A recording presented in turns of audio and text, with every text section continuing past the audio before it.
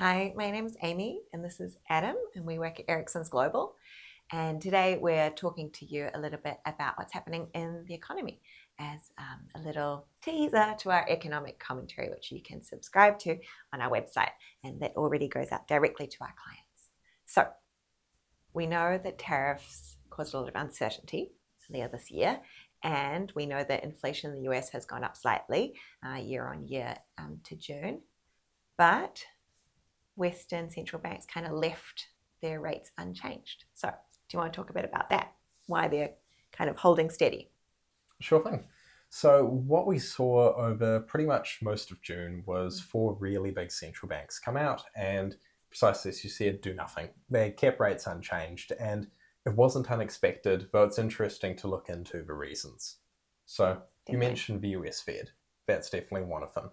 They kept interest rates unchanged, and you're right, they had that uptick in inflation. But another thing that the US Fed's been grappling with is precisely what's going to happen as a result of all of those tariffs that we've kind of seen come and go in terms of announcements and threats and pullbacks and changes over the last quarter. So the Fed's still trying to figure out, well, how big is the actual impact going to be and when is it actually going to hit the US economy? That's still a big reason for them behind basically just staying on the back foot and holding off on any decisions on moving rates for the time being. Yeah, absolutely. All right. But what's happening closer to home? Because a lot of our viewers will be in New Zealand and Australia, and our reserve banks also are kind of acting in sync. Okay. Yeah. Well, I think closer to home is really interesting. And the reason for it is because Australia and New Zealand, we are both small economies, but we're also much more on the lighter end with respect to how we've come off in the current trade war. Yeah. So with just 10% tariffs levied on us, the biggest risk for us is really just that larger global economic growth picture. Yeah. So both Australia and New Zealand, we're exporters to the US, we're exporters to China, and an economic slowdown in either of those countries is the sort of thing which creates economic challenges. So Reserve Bank of Australia, Reserve Bank of New Zealand, both of them kept rates unchanged earlier this month. And that's exactly one reason why they did it. It's because that look forward of what's going to happen in the economy is really, really uncertain based on whether or not we're going to see that demand shock where the Chinese economy tightening up as a result of tariffs leads to lower demand, flowing through to lower exports, or whether we end up seeing something like a supply shock where just the sheer volume of uncertainty in trade kind of just slows things down and it takes more time to get capital goods into our economies. It's really uncertain for both the RBA and the RBNZ, so again, you've got that decision to hold tight.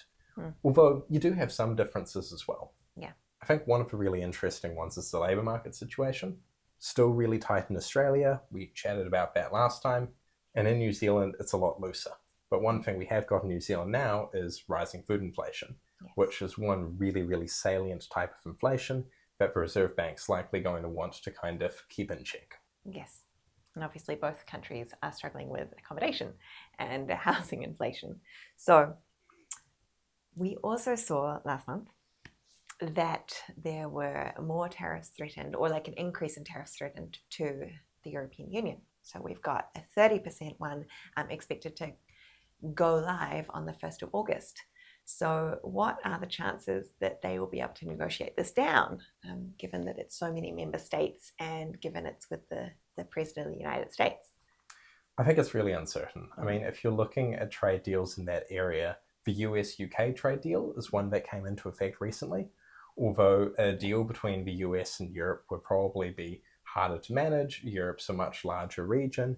And also, I think that the Trump administration has been a little bit more antagonistic with respect to Europe. Part of that has come down to that defense relationship, which has been strained. Yeah, and I think they're opposing views in tech as well. It's kind of like a clash of ideologies. No, definitely. In the uncertainty, as you'll read in the economic commentary, it affected the equity markets in a positive way, in the US at least. And if you want to read more, there should be a link below this video. And thanks for your time. Bye. See ya.